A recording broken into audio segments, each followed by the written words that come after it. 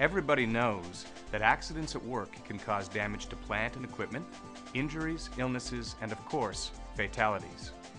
Accidents resulting in injuries and illnesses can dramatically affect lives and can be devastating for individuals and their families, both emotionally and financially. Serious injuries and illnesses have the potential to put at jeopardy not only your ability to work, but also your entire lifestyle.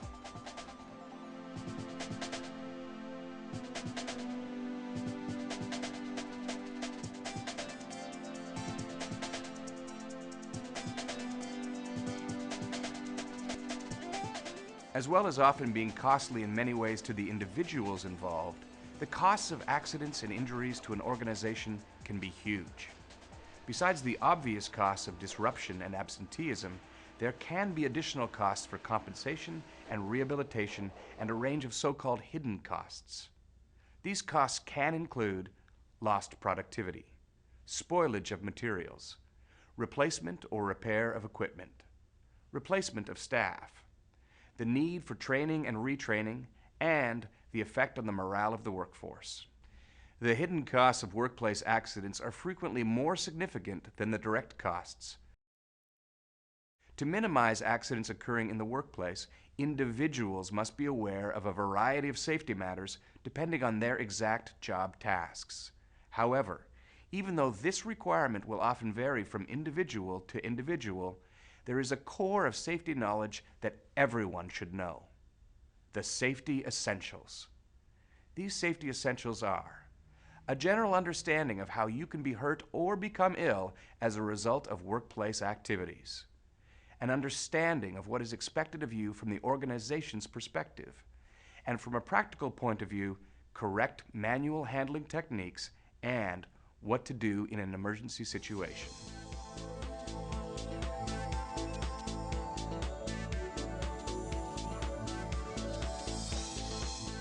The core principle behind developing and maintaining a safe workplace is the recognition, evaluation, and control of hazards.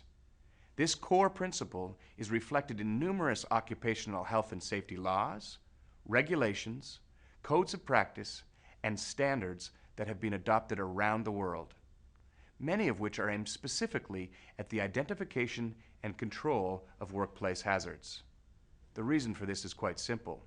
A hazard is anything that has the potential to cause an accident, injury, illness, or disease. So, if we control hazards, we will reduce the likelihood of these events occurring, or in other words, we will reduce the number and severity of risks that exist in the workplace, thus creating a safer workplace.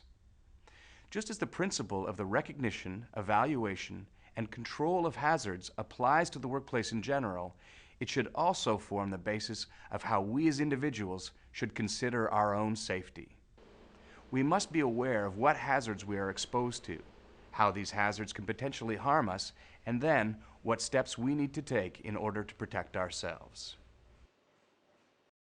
For our own safety, there are essentially two groups of hazards that must be addressed: those that can cause us injuries and those that can affect our health. Injuries result from the transfer of energy. For accidents to cause injuries, a hazard must be present that is a source of energy. These hazards can be categorized as being struck by or against an object, being caught on or in an object or objects, being caught between two or more objects, falling to foot level or below foot level, and the potentially very large group best described as exposure to an energy source. Exposure to an energy source can include all sorts of different things, some of which aren't necessarily obvious to everyone, including exposure to all kinds of radiation, including visible and invisible light sources, exposure to hot and cold items and temperatures, exposure to pressure hazards, and exposure to such things as noise, electricity, chemicals, fire, and physical strain. Physical strain being the biggest single cause of workplace injuries. Generally, injuries resulting from hazards in the first four categories occur at the time of the accident. Injuries resulting from exposure to an energy source can occur instantaneously or can take place over an extended time frame. For example, An electric shock can kill or injure instantly, whereas exposure to excessive noise levels may result in gradual hearing loss that takes place over a period of months or even years. Besides being physically injured in the workplace, the other area of concern is the possibility of work-related illness and disease. The only way we can suffer from work-related illness and disease is from bacteria, viruses, or hazardous substances actually entering the body. Generally, illness and disease caused by exposure to bacteria and viruses are not directly related to workplace activities. Good personal hygiene practices are all that are usually required to manage these hazards in the workplace. Hazardous substances, on the other hand, are present in all workplaces to some extent or other. These can range from cleaning products to highly toxic substances used or formed in various processes. Hazardous substances can only enter the body in one of four ways: by injection, most often from a sharps or needle prick type injury; by ingestion, through the mouth; by absorption, through the skin; and by inhalation. Of the four routes of entry of hazardous substances into the body, inhalation is by far the most common in the workplace. Breathing in airborne contaminants, which may be small particles suspended in the air, or gases and vapors that may be present, is the single biggest health threat that exists in many workplaces. Dust, smoke, fumes, mists, gases, and vapors are all examples of potentially hazardous airborne contaminants. Identifying all the hazards that you may be exposed to at work will enable you to evaluate what health and safety risks you face and how you could potentially suffer an injury or illness.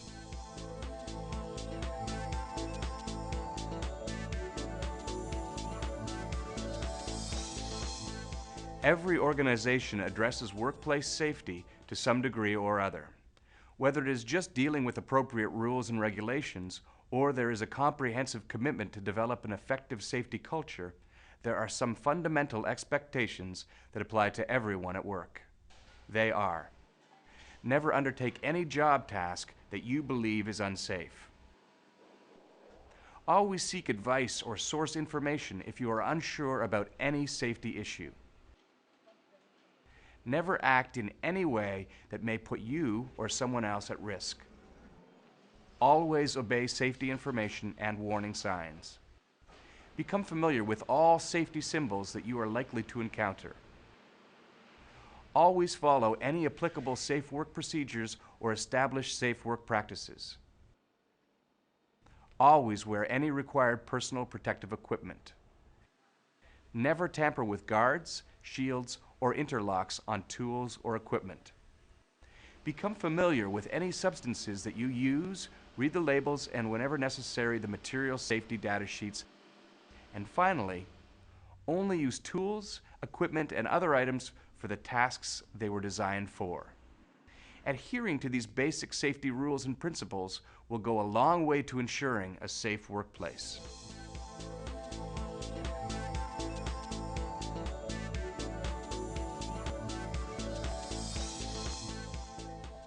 Every able-bodied person in the workplace is involved in manual handling tasks to some extent or other. This may simply involve moving items around the office, or it may involve ongoing physical activity. Sprains and strains to the legs, arms, and neck are common. Of particular concern are injuries such as hernias, muscle and ligament damage to the back, and damage to the discs of the spinal column. The group of injuries associated with manual handling activities is the biggest single group of workplace injuries. Reducing the potential for manual handling injuries is fundamental to creating or maintaining a safe working environment. The vast majority of manual handling injuries result from lifting and carrying activities.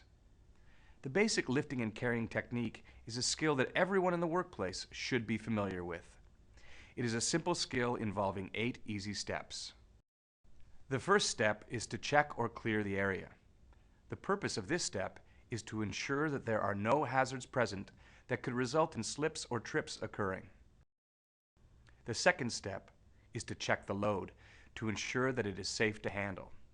This involves checking for sharp edges, staples, and any other hazards. Step 3 is to size up the load. Here we check the weight of the load and its stability.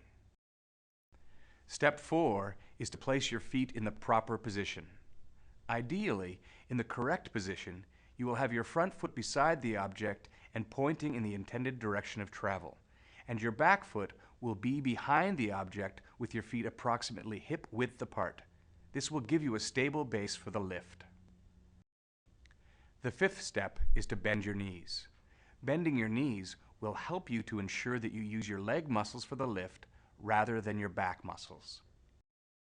The next step is to obtain a proper hold on the item to be lifted. Ideally, your hands will be diagonally opposite each other and you will be able to use your whole hands and fingers to grip the load.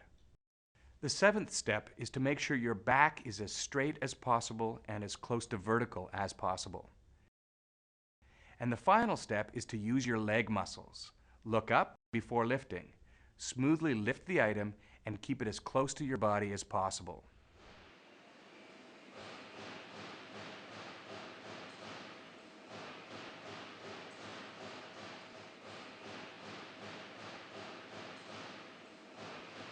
While lifting and carrying the load, you should not twist or turn your body. Putting down the load is simply a reverse of the lifting procedure. And remember the golden rule for manual handling. Never lift and carry anything that is too big, too awkward, or too heavy. Using proper lifting and carrying techniques will prevent many injuries from occurring.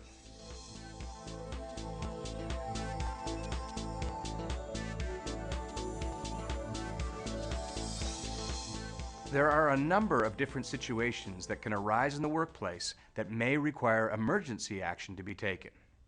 These can include first aid and medical emergencies, fires and explosions, hazardous gas or vapor leaks, leaks and spills of hazardous substances, and bomb threats. Clearly, not everyone will be able to directly deal with all these situations. Many will require expert knowledge, such as the cleanup of a hazardous substance spill. It is important, however, that everyone should consider what emergencies they are most likely to be faced with and what is expected of them in these situations. This could include knowing the location of and how to use portable fire extinguishers, other firefighting equipment, emergency showers, and emergency eye wash stations, how to administer first aid, and so on.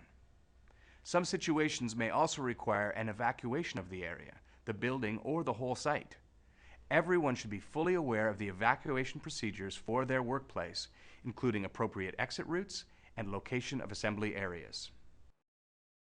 Safety at work is not something that just happens. It requires commitment. This means the organization must be committed to safety, both structurally and financially. Safety policies and procedures must be in place. Appropriate administrative and engineering controls must be adopted and appropriate training must be conducted. Individuals must also be committed to their own safety and to the safety of those around them. Being aware of all the hazards that you may be exposed to and understanding how they may affect your health or safety. Understanding the role your organization expects you to take in regards to safety. Knowing correct manual handling techniques and knowing what to do in emergency situations are the 4 safety essentials that form the basis for developing and maintaining a safe workplace and the development of an effective safety culture.